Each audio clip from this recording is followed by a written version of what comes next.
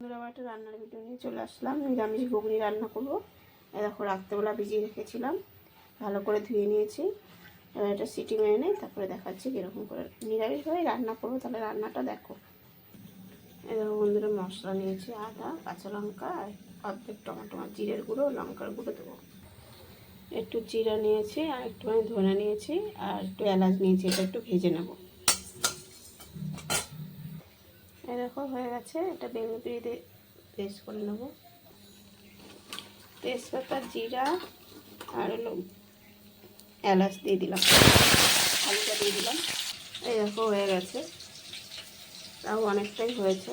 এরকম পুরোটাই হয়ে গেছে, অনেকটাই গুঁড়ো হয়ে গেছে। আর একটু রয়েছে, ওটার হচ্ছে না।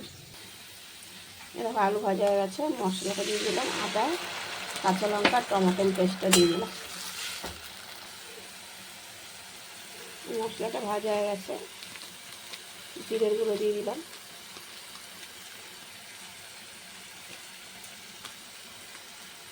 একটুখানি কাশ্মীর লঙ্কার গুঁড়ো দিয়ে দিলাম, হলুদ দিয়ে দিলাম,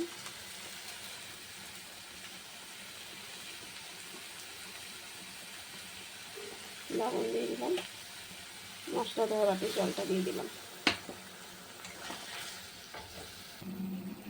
এই দেখো মটরটা সিদ্ধ হয়ে গেছে।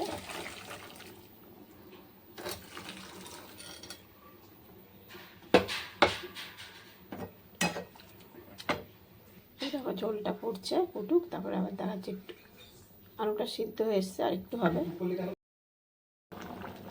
এই দেখো বন্ধুরা, ঘুগনিটা হয়ে এসছে। একটু ঝোল ঝোল, তোমার দাদাভাই খুব ভালো খায়, একটু ঝোল রাখতে হবে। আর এই দেখো চিনি দিয়ে দিলাম। আর এই দেখো একটু এই যে মশলাটা দিয়ে দিলাম। আমাদের একটু ঝোল ঝোলটা খুবই ভালো খায়। শুকনো শুকনো করলে চিল্লামিল্লি করবে, বললে একটু ঝোল রাখো নি। দেখো এই মশলাটা দিলে এরকম করে বেশি টেস্টি লাগে নিরামিষে। এই দেখো ভালো করে ফুটে গেছে, এবার নামিয়ে দেবো।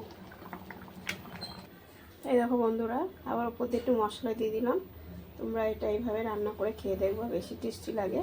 মানে আমি যেরকমভাবে রান্না করি সেরকমভাবে দেখালাম। তোমরা এইভাবে রান্না করে টেস্টি হয়, খেয়ে দেখবে। আর আমার রান্নার ভিডিওটা কেমন লাগলো, নিরামিষ ঘুগনি, অবশ্যই কমেন্ট বক্সে জানাবে। আর তোমরা কিন্তু অবশ্যই এই জিনিসটা রান্না করে খেয়ে দেখবে।